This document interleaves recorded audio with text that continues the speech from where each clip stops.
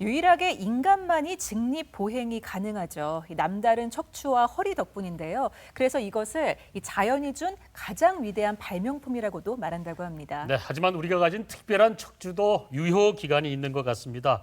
유독 척추 질환이 노년기 대표 질환으로 꼽히는 데는 어쩔 수 없는 이유가 있겠죠. 어떻습니까, 원장님? 네, 평균 수명의 증가로 노인층 인구가 증가하게 되고 그에 따른 퇴행성 질환이 증가하고 있습니다. 노인에 있어서 척추 질환도 같은 현상을 밟게 되는데요. 노인 질환의 특징으로 병변이 늦게 진단이 되고 진단이 되더라도 큰 병으로 발견되는 경우가 많습니다. 이런 원인에 대해서는 여러 가지가 있을 수 있겠는데요. 원래 나이가 들면 아프지, 원래 나이가 들면 이래, 이런 식으로 환자가 본인의 증상을 무시하는 경우가 있습니다. 네. 그리고 환자가 원래 가지고 있던 질병, 예를 들어서 당뇨병성 신경병증이나 뇌병변 같은 경우에 척추 증상과 혼돈이 될 수 있는 증상을 원래 가지고 있던 경우에 새로 생긴 척추 증상임에도 불구하고 그 증상을 무시하는 경우가 있을 수 있게 되겠습니다. 그리고 치매나 인지장애, 그래서 의사소통에 장애가 있는 경우에 진단이 늦어지게 되겠습니다. 그래서 이런 현상들을 모두 이해를 하고 노년기 환자들을 대할 때 좀 더 적극적인 자세로 임해야 되겠습니다. 네. 네. 그 우리나라 국민 4명 중에 1명이 척추 질환을 앓고 있고요. 또 네. 그중에서 80%는 다 생활에 불편을 줄 정도로 좀 심각하다고 합니다. 근데 네. 이게 비단 노년층만의 이야기는 아닌 것 같아요. 그렇습니다. 초등학생들도 목과 허리가 안 좋아서 병원을 찾는다고 할 정도니까 우리가 먼 미래를 위해서라도 네. 어린 시기부터 척추 건강 계획을 세울 때가 아닌가 생각이 듭니다. 여러분께서는 함께 공감할 수 있는지요? 학생이다 보니까 책 보다 보면은 목이 좀 많이 아플 수 있을 것 같고 등도 조금 가끔씩 아프더라고요. 아무래도 하루 종일 인터넷이나 스마트폰을 보면은 목이나 허리가 숙여지기 때문에 많이 힘든 것 같습니다. 오래 앉아있기만 해도 허리에 충분히 무리가 가는 것 같아요. 뭐 잠자리도 안 좋으면 목이 아플 수도 있고 무거운 거는 뭐 이기나 이러면 목이 안 좋을 수도 있고 허리가 갑자기 이렇게 뭐 무거운 기나 들고 이러면은 뭐 따끔거리면서 뭐 그렇게 안 좋죠, 뭐 허리가. 물론 나이가 들면은 뭐 어깨, 허리, 뭐 목하고 당연히 아픈 건 당연한 일이지 뭐 당연한 거 아닙니까? 나이 들면 안 아픈 데 없다, 뭐 목, 허리 통증 당연한 거다 이렇게 말씀하시는 분들이 네. 많은데 질환이나 통증을 당연하게 생각해서는 안 될 것 같습니다. 시원하게 캐내줄 약손 상담실 문을 열어보겠습니다. 네, 첫 번째 사연 받아봅니다. 아버지께서 허리가 너무 아프다고 말씀을 자주 하셨습니다. 그런데 어제 자신도 모르게 처음으로 소변 실수를 하셨습니다. 소변과 관련된 감각이 이상하다고 하시면서 크게 당황하고 계신데요. 비뇨기과를 먼저 찾는 것이 맞을까요? 허리 통증이나 이렇게 비뇨기과 질환이 같이 오면 참 당황스러울 것 같습니다. 어떻게 대처를 하면 좋을까요? 근데 허리 증상이 평소 때 있었다면은 어느 정도 병이 진행을 했을 가능성이 있습니다. 아버님 같은 경우는 소변 실금이 있는 경우인데 척추 질환에 있어서 소변 실금이나 대변 실금이 있을 때는 그 척추에서 생식기와 항문으로 가는 신경이 마비가 되는 경우가 있고 그 마비가 이루어졌을 때 영구적인 장애로 남을 수가 있기 때문에 이런 네. 경우는 응급상을 대비해서 대처를 하셔야 됩니다. 신경외과적인 진료가 급한 상태고 진료 후에 증상과 일치하는 병변이 발견된다면 즉시 수술을 필요로 하는 그런 상황이 되겠습니다. 네. 네. 자, 두 번째 사연 보겠습니다. 네. 최근에 감기가 하도 심해서 기침을 많이 했습니다. 그런데 기침을 할 때마다 허리가 끊어지는 것처럼 아프더라고요. 친구들한테 얘기하니까 뼈가 약해서 그렇다고 칼슘제를 선물 받았는데 이게 정말 뼈가 약해서 그런 걸까요? 뼈가 약하다는 거는 아무래도 골다공증을 한번 의심해 봐야 될 것 같은데. 네. 자, 기침 정도로 허리에 무리가 갈 수 있을까요? 네, 맞습니다. 허리에 이제 갑작스런 통증이 오는 경우에는 두 가지를 이제 고려를 해볼 수가 있게 되겠습니다. 네. 특히나 폐경기가 지난 여성일 경우에는 골다공증성 압박골절을 꼭 의심을 해봐야 됩니다. 골밀도가 낮은 경우에는 기침이나 재채기 같은 아주 자그마한 충격으로도 압박 골절이 생길 수가 있기 때문에 꼭 고려를 해야 되고요. 실제로 외래에서도 이런 경우들은 많이 만나볼 수가 있습니다. 그리고 칼슘제는 당연히 건강에 좋은 거겠지만 이런 경우에는 골절을 진단을 하고 적절한 치료가 필요할 수 있기 때문에 병원을 꼭 방문하는 게 좋으실 것 같고요. 두 번째 경우는 이제 디스크 탈출증을 의심을 해볼 수가 있습니다. 원래 퇴행성 변화가 진행된 디스크의 어떤 기침이나 재채기 같은 작은 충격에도 큰 극심통을 일으키면서 내원을 할 수 있기 때문에 그리고 또 이 두 가지 병변은 치료 방법이 틀리기 때문에 꼭 병원에 방문하셔서 간별 진단을 하는 것이 중요하겠습니다. 네. 네. 중년 이후에 노년기가 되면 기침도 독이 될 수가 있군요. 조심해서 해야 될 것 같습니다. 네. 자, 세 번째 사연을 열어봅니다. 저는 건강을 위해서 운동을 열심히 하고 있습니다. 특히 골프와 테니스를 즐기고 있는데요. 최근에 운동하면서 허리 통증이 조금씩 느껴지더라고요. 친구들은 근력이 부족해서 그렇다고 하던 운동을 꾸준히 하라는데 계속해서 운동을 해도 될까요? 네. 운동은 뭐 예방에도 당연히 필요하고 수술 후에도 필요하긴 하지만 네네. 어떤 운동을 하느냐 그 종류가 참 중요할 것 같습니다. 그렇죠? 네. 그러니까 일단 아플 때 그리고 통증이 점점 진행하는 동안에는 운동을 하지 않는 것이 좋습니다. 병이 진행하는 경우일 수 있기 때문인데요.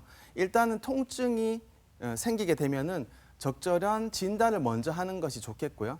진단 후에 통증이 어느 정도 해소가 되고 나면은 그때부터 재활이나 운동이 들어가는 것이 좋겠습니다.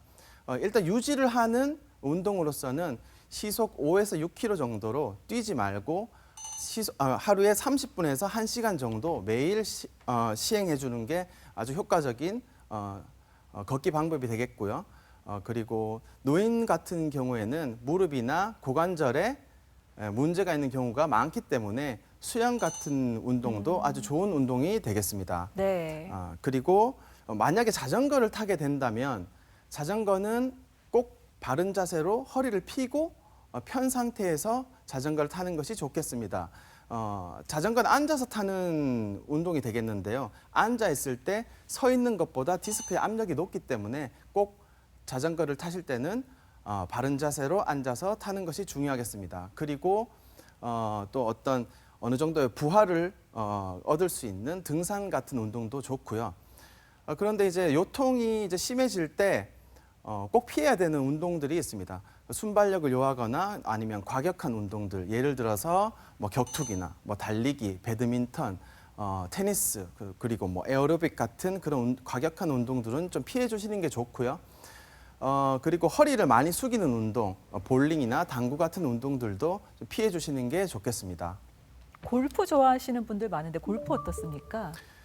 골프는 급성기에는 좋지는 않습니다. 그런데 제 환자들 같은 경우에는 어느 정도 통증이 호전을 보이고 나면은 골프를 다시 하라고 하십니다. 왜냐하면 골프 자체가 급성기엔 좋지 않지만 유지하는 운동으로 골프가 또 많이 걷지 않습니까? 네. 많이 걷기 때문에 또 어느 정도 보충이 될 수 있기 때문에 골프는 그래도 좀 권유를 하는 편입니다. 다행이네요. 네. 좋아하시는 분들 많은데. 그렇습니다. 네. 자, 척추 질환에 대해서 궁금한 점 3가지를 알아봤습니다. 궁금증은 좀 해소되는지 모르겠습니다. 또 이런 말도 있습니다. 목이 삐끗하면 전신이 무너진다라고 합니다. 척추 건강이 도미노 같은 데는 뭐 구조적인 이유가 있겠죠? 네, 맞습니다. 일단 퇴행성 변화를 먼저 살펴보기 전에 정상적인 척추의 구조를 먼저 살펴보겠습니다. 목뼈가 7마디, 등뼈가 12마디, 허리뼈가 5마디, 그리고 밑쪽으로 엉치뼈와 꼬리뼈가 붙어서 총 척추뼈는 33마디로 이루어져 있습니다.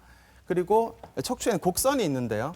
경추에는 C자형 곡선, 그리고 등뼈는 역C자 곡선, 그리고 허리뼈가 다시 C자 곡선을 이루면서 우리 지구의 중력을 가장 효율적으로 받아낼 수 있는 모양으로 이루어져 있습니다. 그리고 좀 더 구체적으로 척추체와 디스크를 좀 따로 보게 되면요. 가장 중요한 구조물인 척수신경이 이 중간에 있고요. 그 양쪽으로 가지신경이 팔과 다리로 뻗쳐나가게 되겠습니다. 그리고 척수신경 앞쪽으로 우리의 가장 중요한 척추의 관절인 디스크가 위치를 하고 있고요.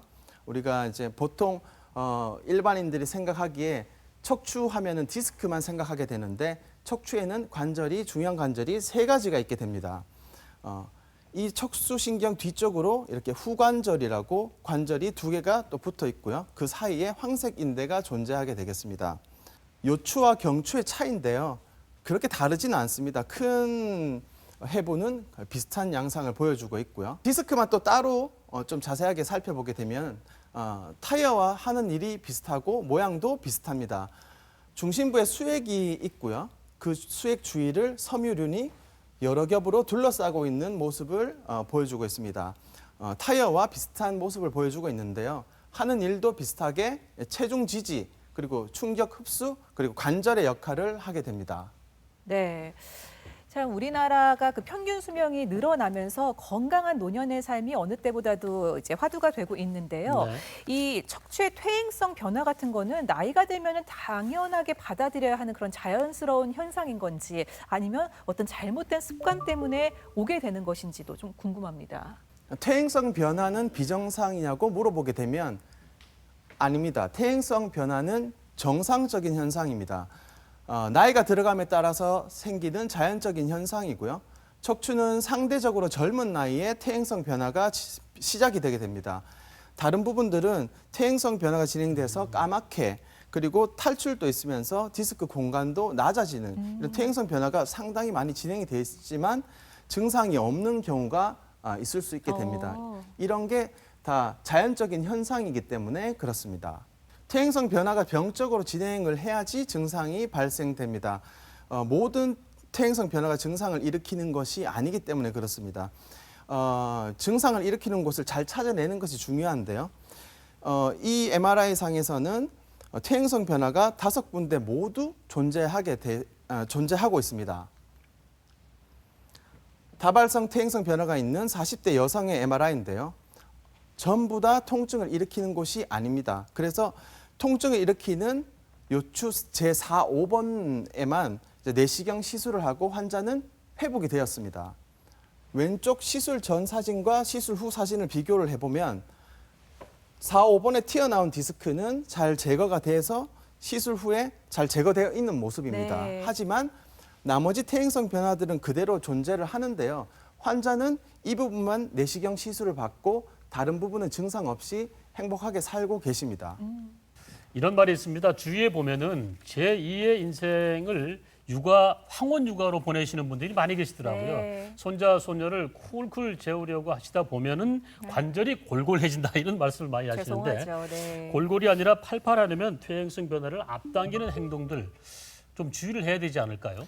근데 척추 질환의 관리에 있어서 이제 의사가 하는 역할도 있지만 환자 스스로 이제 교정할 수 있는 위험 인자들이 있습니다. 네. 가장 질문을 많이 하시는 습관적인 자세 그리고 흡연과 술 2가지 중에 굳이 이제 더 안 좋은 걸 찾자면 흡연이 디스크에는 더 안 좋은 영향을 끼치게 되고요. 네. 그리고 그 농사일이나 아니면은 육체 노동 등 그 직업적인 과부하 그리고 체중이 갑자기 늘면서 생기는 체중 과다, 그 만병의 근원이죠.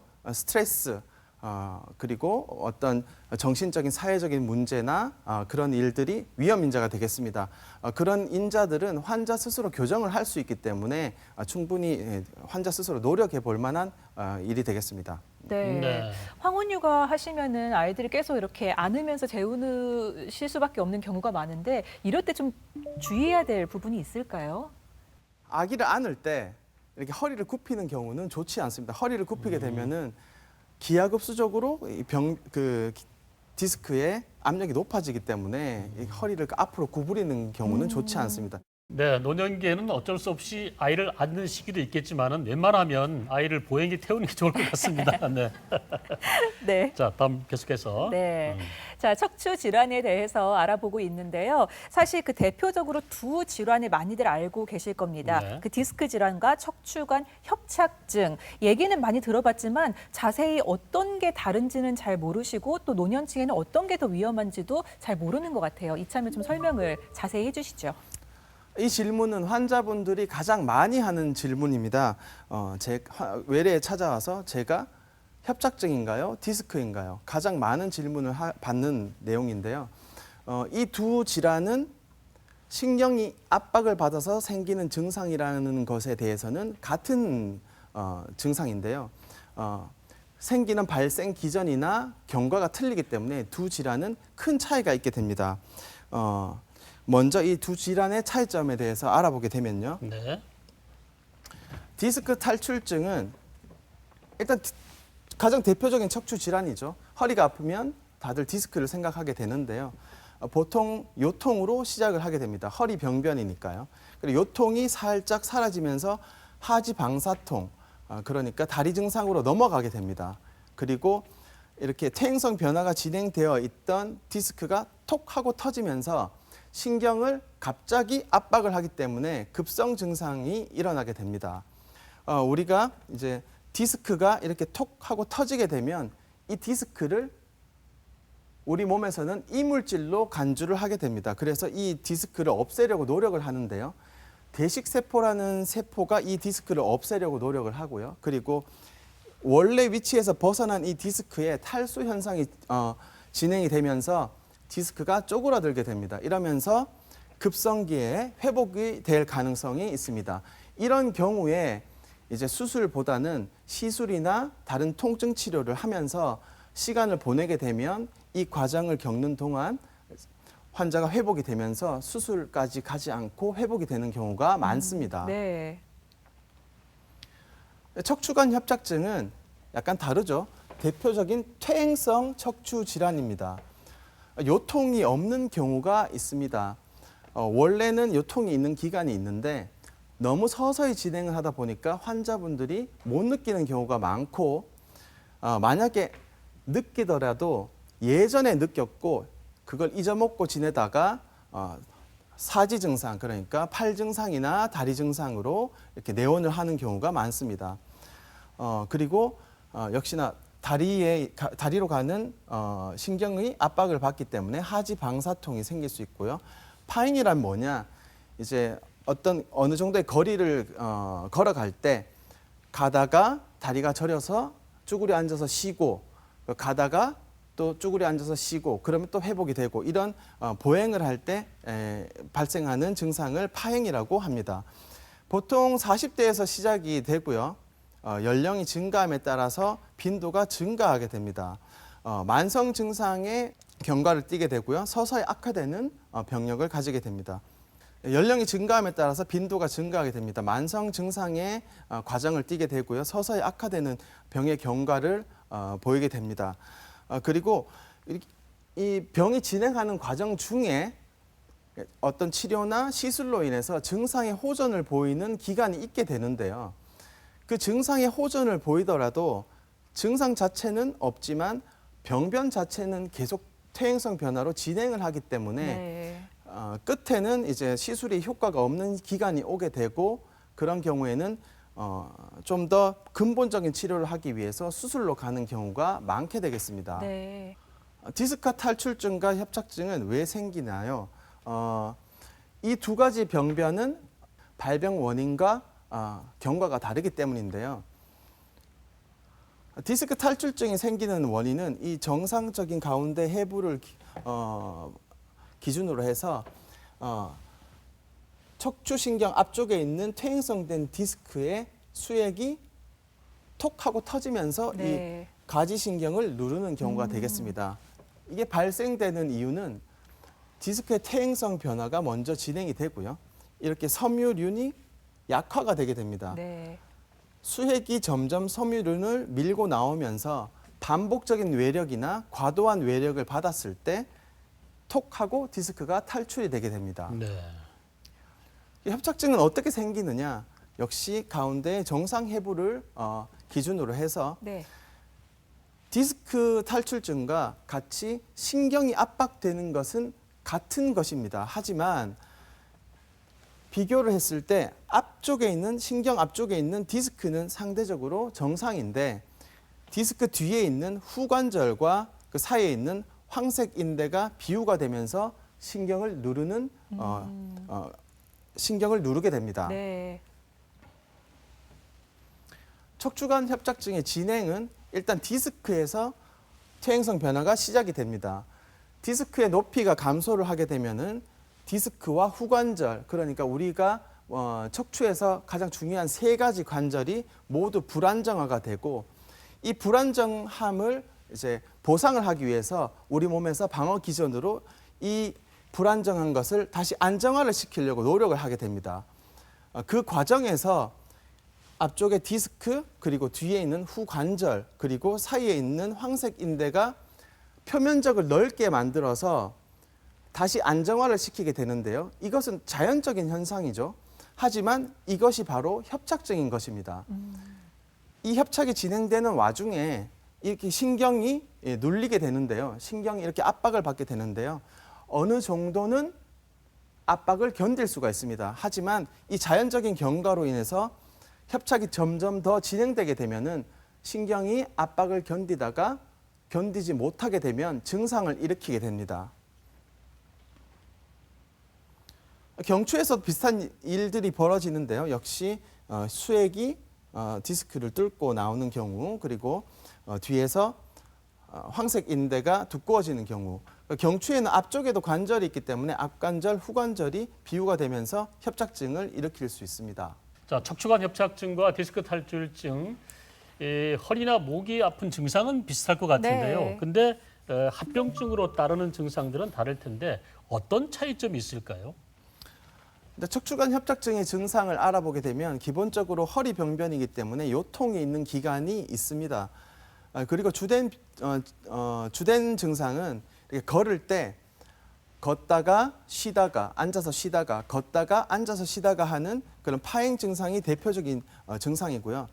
그리고 환자들이 보행을 할 때 허리를 앞으로 구부리고 걷습니다. 네. 왜냐하면 척추관 협착증의 해부학적 특징상 척추신경 뒤에 있는 황색 인대가 두꺼워지면서 허리를 구부리게 되면은 이게 펴지게 됩니다. 그래서 척추관이 좀 넓어지게 됩니다. 그래서 증상이 호전을 보이기 때문에 네. 허리를 굽히고 걷게 되고요. 다시 허리를 피게 되면은 척추관이 쪼이기 때문에 싱크대에서 계속 서서 일을 하는 것이 불편해지게 됩니다. 네. 그리고 경추 증상은 조금 다른데 균형 감각이 저하가 되고 휘청휘청 걷게 됩니다. 그리고 팔 증상이 생기겠죠.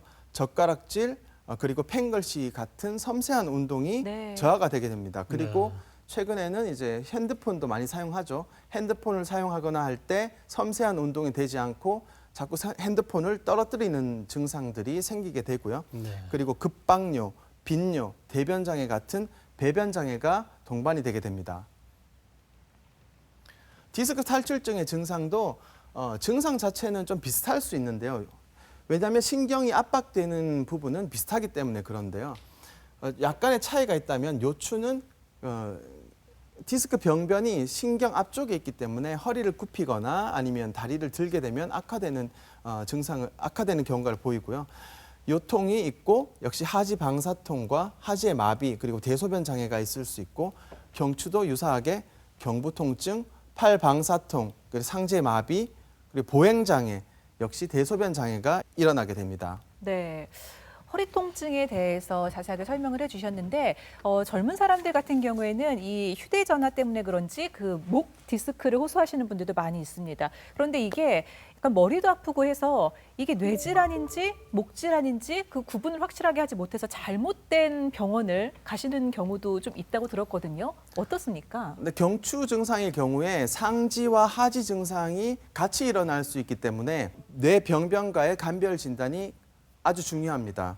경추 디스크나 협착이 심할 경우에 뇌질환, 그러니까 뇌출혈, 뇌경색 같은 상하지를 모두 침범한 편측성 마비 증상이 생길 수가 있기 때문에 이런 경우에는 머리와 척추를 같이 진단을 보는 것이 중요하겠고요. 또 반대로 뇌기저핵 병변으로 인해서 근긴장의 이상이 생겨서 발생하는 사경증일 경우에 병변 자체는 뇌에 있지만 증상 자체는 경추에서 증상이 일어나기 때문에 이런 경우에 또 뇌병변을 놓칠 수 있기 때문에 이런 경우에 또 경추와 머리 진료를 같이 보는 것이 중요하게 되겠습니다.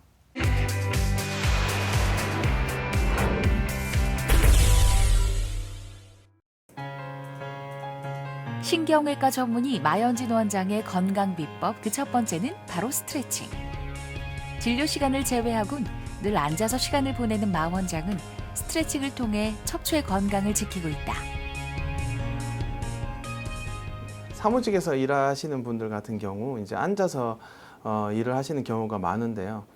사실 디스크 질환이란 게 디스크의 압력이란 게 앉아 있을 때 이제 서 있을 때보다 압력이 더 높습니다. 그래서 오래 앉아 있게 되면 디스크에 이제 부하가 많이 걸리고 손상이 빨리 진행되게 되는데요. 그 중간중간에 어느 적당한 시간 동안 이제 스트레칭 해주고 하는 것은 디스크에 있어서 상당히 좋은 일이라고 볼 수 있습니다. 업무의 효율도 높이고 근육의 건강도 지킬 수 있는 일상 속 건강 비법. 마연진 원장이 알려준다. 책상에 양팔을 올린 다음 이제 다리를 약간 앞으로 내밀고 무릎을 살짝 굽혀주면서 허리를 뒤로 중력이 없는 것처럼 이렇게 늘어뜨리는 자세를 취하게 되면은 디스크의 압력이 줄면서 허리가 이완이 되겠습니다. 하루 24시간이 모자란 마연진 원장이지만 운동은 그에게 빼놓을 수 없는 건강 비법 중 하나. 요즘엔 병원 내에서 하루 1시간씩 달리며 건강을 지키고 있다. 뭐 축구나 뭐 농구나 학생 때부터 했었던 이런 운동 중에 이제 좀 같이 하는 사람들이 있었을 때는 이제 같이 운동을 했었는데 요즘에는 다들 바쁘고 해서 혼자 달리기 하는 거를 주로 하고 있습니다. 이제 원체 이제 좀 달리기 하는 그런 거를 좋아하기 때문에 그런 것도 있고. 건강한 척추를 유지하기 위해서는 운동이 필수. 특히 운동은 척추 곳곳의 근육에 힘을 길러줘 질환 예방에 도움이 된다. 척추 질환이 없을 때는 어느 정도의 부하를 걸리는 달리기나 아니면 근육 운동을 동반해 주시는 게 좋고요. 척추 질환이 이미 생기신 분들 그리고 척추 통증이 있으신 분들은 일단 통증이 심할 때는 운동을 하지 않고 치료부터 하시는 게 중요하지만 이제 그 재활이나 운동 단계에 들어선다면 시속 한 5에서 6km 정도 하루에 30분에서 1시간 정도 꾸준히 하시는 게 허리에는 아주 도움이 많이 됩니다. 일단은 뛰지 않는 거는 중요하고요. 뛰게 되면은 허리에 그리고 디스크의 압력이 높아지기 때문에 뛰지 않고 좀 빠른 걸음으로 매일 걸어주시는 게 도움이 되겠습니다.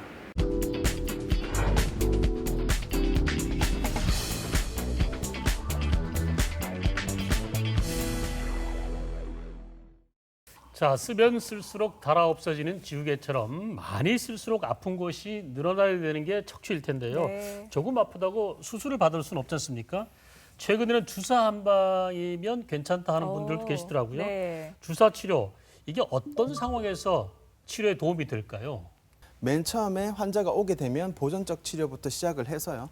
척추 주사 치료, 그리고 신경 성형술이나 풍선 확장술 같은 중재적 시술, 그리고 병변을 직접 확인을 할 수 있는 내시경 시술, 그리고 여기부터는 이제 수술로 분류가 되는데요. 현미경 미세 수술, 그리고 척추 운동을 보존한 상태에서 연성 고정술을 하거나 그 척추 고정술로 넘어가고 그 다음에 광범위하게 골융합술로 넘어가게 됩니다. 예. 비수술적 치료법의 이제 처음 시작은 보존적 치료법인데요. 일단은 환자들이 아프면 어떤 질병이든 눕게 되죠. 침상 안정을 하고 약을 먹어봅니다. 물리치료도 하고 운동치료도 해본 후에 경과를 1, 2주 정도 관찰을 하고 네. 통증에 호전이 없다면 신경주사치료로 넘어가게 됩니다. 우리가 진단한 병변을 정확히 확인을 하고요. 엑스레이를 보고 병변의 정확한 위치에 이렇게 주사를 놔주게 됩니다. CT를 사용하게 되면 조금 더 정확하게 약물을 투여를 할 수가 있고요. 그 비수술적 치료법에 신경 성형술과 풍선 확장술 같은 중재적 시술이 있습니다. 신경 성형술은 이렇게 꼬리뼈로 해서 가느다란 그리고 긴 관을 병변까지 집어 넣어서 병변에 유착이 된 부분을 박리를 하고 그리고 염증과 통증을 일으키는 그 병변에 직접 약을 뿌려주는 것입니다. 시술 전에 이렇게 유착이 있어서 조영제가 통과를 하지 않던 부분이 네. 시술 후에는 유착이 박리가 되고 조영제가 통과를 하는 모습을 볼 수 있습니다. 네. 추간공 협착증이 있는 환자의 신경성형술 사진인데요. 역시 조영제가 통과를 하지 않고 있다가 시술 후에 조영제가 통과를 하는 모습을 볼 수 있습니다. 자, 풍선 확장술은 유착 박리뿐만이 아니라 이렇게 추간공의 협착증, 신경공의 협착증이 있을 때 관을 그 협착이 있는 부분까지 집어넣어서 끝에 있는 풍선을 확장을 해서 신경관을 다소 넓혀줄 수 있는 시술이 되겠습니다. 시술 중 사진인데요. 시술 전에 이렇게 막혀서 조영제가 올라가지 않던 것이 시술 중에 이렇게 풍선을 확장을 해준 후에 신경관을 넓혀주고 시술 후에 조영제를 다시 사용을 해보면 이렇게 조영제가 시원하게 올라가는 것을 확인을 할 수 있습니다. 비수술적 치료법에 좀 더 복잡한 시술로 꼬리뼈 그리고 측후방 내시경 레이저술이 있습니다. 직접적인 병변을 확인을 할 수가 있는데요. 내시경이기 때문에 그렇습니다. 꼬리뼈 내시경 레이저술은 꼬리뼈로 접근한다는 것에 대해서 아까 전에 얘기했던 신경성형술과 비슷한데요. 조금 더 굵은 관이 들어가게 되고요. 그 관으로 내시경이 들어가게 됩니다. 그래서 직접적인 이렇게 톡 튀어나온 디스크를 눈으로 확인을 하고 시술 후에 디스크가 잘 제거된 모습을 직접 눈으로 확인을 할 수가 있습니다. 역시 시술 전에 조영제가 통과하지 않던 것이 시술 후에 또 통과하는 모습을 확인을 할 수가 있고요. 후측방 내시경 레이저술은 쉽게 얘기해서 옆구리 내시경이라고 얘기도 하는데요. 꼬리뼈 내시경보다는 약간 더 굵은 관이 들어가게 됩니다. 굵다고는 하지만 0.7cm 정도의 관이 들어가게 되고요. 대신에 내시경 화면은 이렇게 TV처럼 크기 때문에 직접적으로 눈으로 보고 병변을 제거하는데 아주 유용한 시술이라고 할 수 있습니다. 이렇게 디스크가 탈출된 경우에 잘 제거된 모습을 보여주고 있고요. 이 내시경 레이저술은 디스크 환자일 경우에 수술과 같은 결과를 나타내지만 국소 마취를 해서 진행을 하기 때문에 디스크 병변인 환자에서 내시경이 적용이 가능하다면 최선의 선택이 되겠습니다. 비수술적 치료의 장점은 절개를 하지 않습니다. 절개를 하더라도 아주 작게 절개를 하게 되겠죠. 그리고 그래서 시술로 인한 회복이 빠르고 일상생활로의 복귀가 빠릅니다. 시술 시간이 짧기 때문에 환자가 이제 좀 잘 더 버틸 수 있고요. 전신 마취를 하지 않는다는 점이 아주 큰 장점으로 작용하게 되겠습니다. 당뇨나 고혈압이 심한 환자, 심장질환, 뇌혈관 질환이 있는 환자들도 시술을 시행을 할 수 있게 되겠습니다. 비수술적 치료를 받고 싶어도 어쩔 수 없이 수술을 받아야 하는 경우도 있겠죠. 수술을 받아야 되는 경우는 일단 보존요법을 6주 이상 시행한 경우에 이제 수술요법을 고려를 하게 되겠습니다. 6주 이상 가지 않는 이유는 6주 이상 더 약을 투여를 해봤자 약이 효과가 없을 가능성도 있고요. 그리고 수술에 대한 부작용보다는 약을 투여를 했을 때 생기는 내과적인 부작용이 더 생길 수 있기 때문에 그렇습니다. 그 외에 이제 극심통으로 오는 경우 환자가 일상생활이 가능하지가 않습니다. 극심통으로 인해서 눕지도 못하고 식사도 못하고 잠도 못 이루고 이런 경우에는 극심통일 경우에는 수술을 빨리 권유를 하게 되고요. 감각신경에 문제가 있어서 만질 때 무딤 증상이 점점 진행을 하거나 아니면 모래 위를 밟는 듯한 느낌이나 아니면 셀로판지를 밟는 느낌처럼 이렇게 이상 감각이 점점 진행하는 경우에는 되도록 빨리 수술을 권유를 하게 됩니다. 하지만 가장 중요한 것은 다리에 마비가 있거나 아니면은 방광 그리고 관략근에 마비가 있을 때는 즉시 수술을 권유하게 됩니다. 요즘은 워낙 그 기술이 많이 발달을 해서 그 척추 질환 수술도 많은 발전이 있었다고 들었거든요. 조금 쉽게 수술 가능합니까?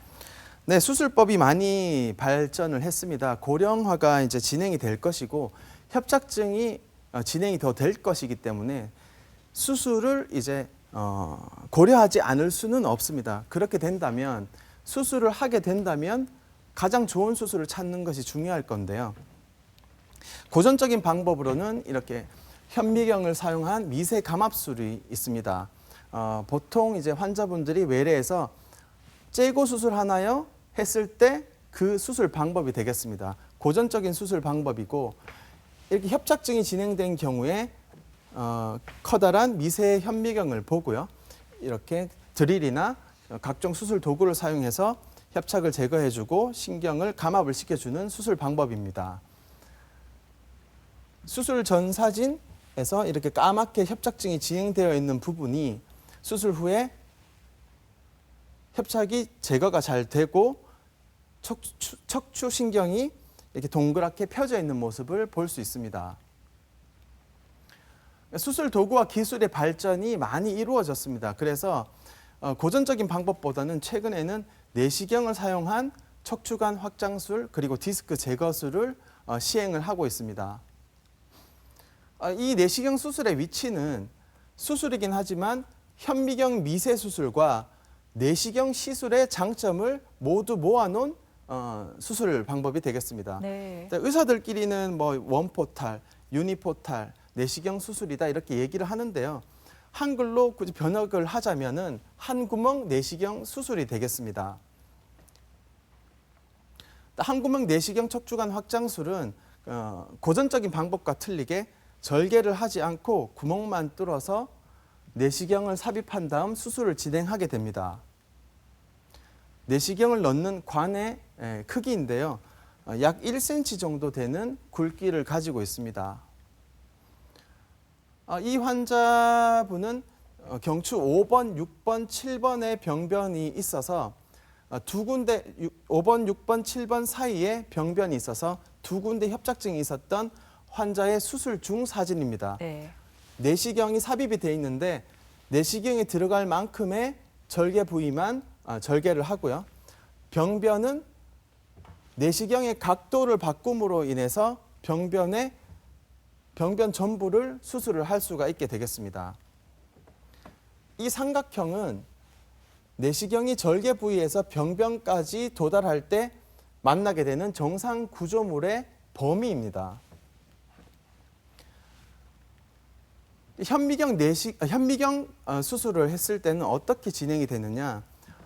병변 크기만큼 피부 절개를 하고요. 이 넓이만큼 정상 구조물들을 만나게 되는데요. 내시경 수술과 비교를 해보면 이렇게 파란 부분만큼 정상적인 구조물들을 더 손상시키게 됩니다.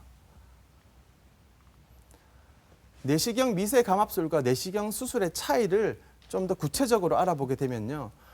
현미경 미세 감압술은 병변 길이만큼 절개를 하게 되고요. 피부를 절개를 하고 나면 근육층을 만나게 되는데 근육을 자르고 들어가게 됩니다. 그래서 술 후에 근육 통증이 있고 역시 정상 구조물이 약간 손상이 되게 되겠죠. 내시경 수술은 내시경 두께만큼 절개를 합니다. 그래서 1cm 내외가 되겠고요. 병변이 늘어난다 하더라도 내시경의 각도를 바꿔가면서 수술을 할 수 있기 때문에 병변이 늘어나도 절개 부위는 1cm로 고정이 되게 되겠습니다. 그리고 근육 섬유를 자르고 들어가지 않고 근육 섬유 사이로 내시경이 미끄러지듯이 다니기 때문에 근육 손상이 없어서 술 후에 근육 통증이 적습니다. 정상 구조물의 손상이 거의 없다고 보시면 되겠습니다. 그렇지만 이렇게 현미경 감압술과 내시경 수술의 공통점이 있습니다. 정상 구조물의 손상은 다르지만 병변은 똑같이 제거를 할 수 있습니다. 현미경 미세 감압술의 수술 전 사진과 수술 후 사진입니다. 협착증이 잘 제거가 되어서 신경이 동그랗게 펴져 있는 모습을 볼 수 있는데요. 내시경 수술을 하고 난 후에 사진입니다. 수술 전에 협착증이 있던 부분이 역시 똑같은 모양으로 협착증은 잘 제거가 되고 신경은 동그랗게 펴져 있는 모습을 볼 수 있습니다. 이 내시경 수술은 경추에도 이제 적용을 할 수가 있는데요.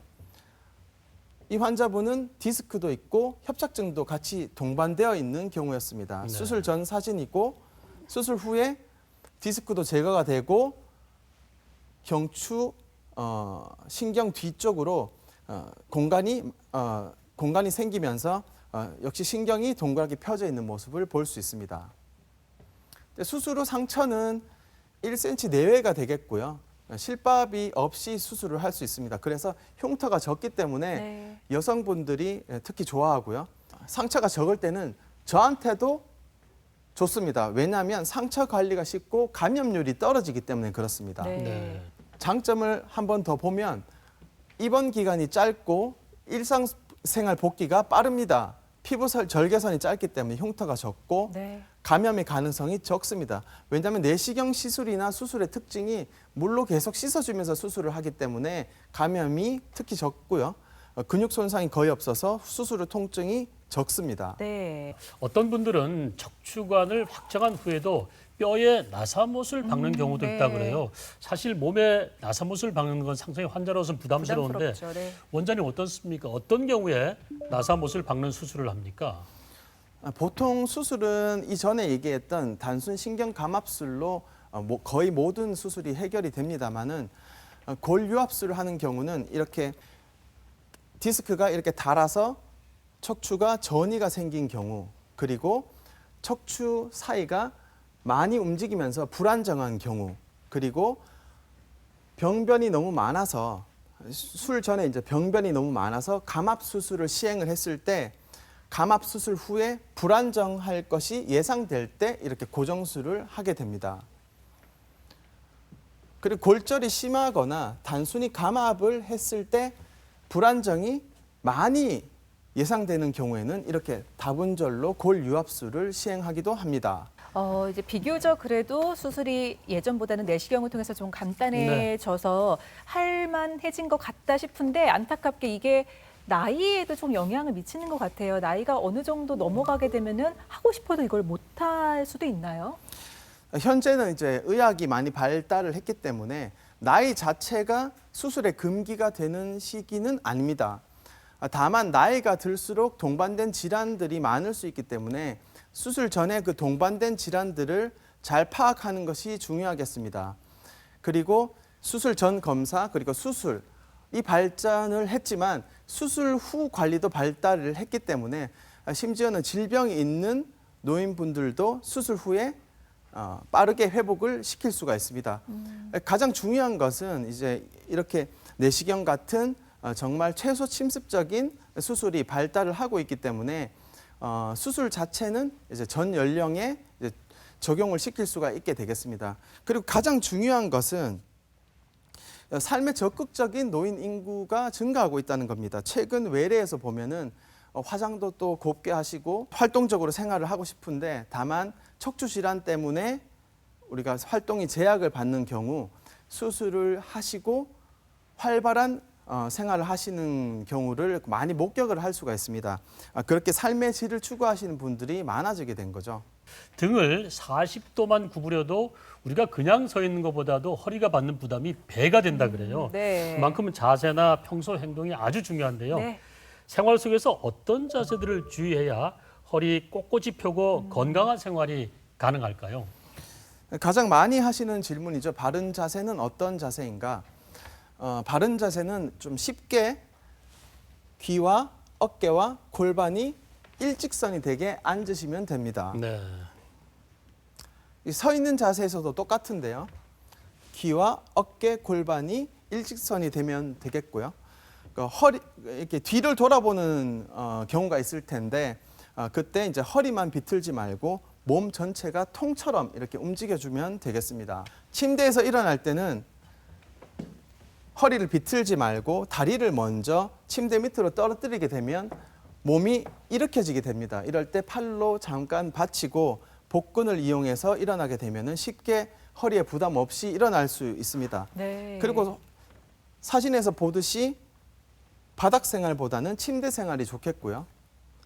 역시 침대에서 자고 있죠. 그리고 잠잘 때는 무릎 밑에 베개를 놓게 되면은 디스크에 가장 압력이 작은 자세가 되기 때문에 무릎 밑에 베개를 하나 받치고 주무시는 것도 괜찮고요. 네. 옆으로 주무실 때는 무릎 사이에 베개를 넣어둠으로 해서 허리가 많이 꼬아지지 않게 만들어주는 것이 좋겠습니다. 그리고 물건을 들 때 어떤 떨어뜨린 물건을 든다든지 다시 줍는다든지 무거운 물건을 들 때는 허리를 이렇게 꼿꼿하게 편 상태로 무릎을 사용해서 물건을 주우시면 되겠습니다. 네. 자, 오늘 척추 네. 건강에 대해서 알아봤는데요. 긴 시간 또 TV 함께 보시면서 이렇게 소파에서 이렇게 허리도 뭔가 조금 뻐근한 것 같고 하시는 네. 분들 많이 계실 것 같아요. 마무리하면서 기지개 한번 펴볼까요? 맞습니다. 이게 하루에 여러 번 몸을 쭉 펴면서 팔다리를 최대한 위아래로 뻗는 행위만으로도 척추 건강에 많은 도움을 준다 그럽니다. 네, 근육이 놀라지 않게 호흡은 좀 길게 해주시는 게 좋을 것 같고요. 네. 또 스마트폰 잠깐 내려놓으시고 요즘 하늘 참 예쁘잖아요. 목 쭉 위로 올려서 하늘도 많이 보시기 바랍니다. 네, 우리 몸의 기둥 척추를 꼿꼿이 세우는 방법을 알려주셨습니다. 신경외과 마현진 원장님 고맙습니다. 고맙습니다. 자.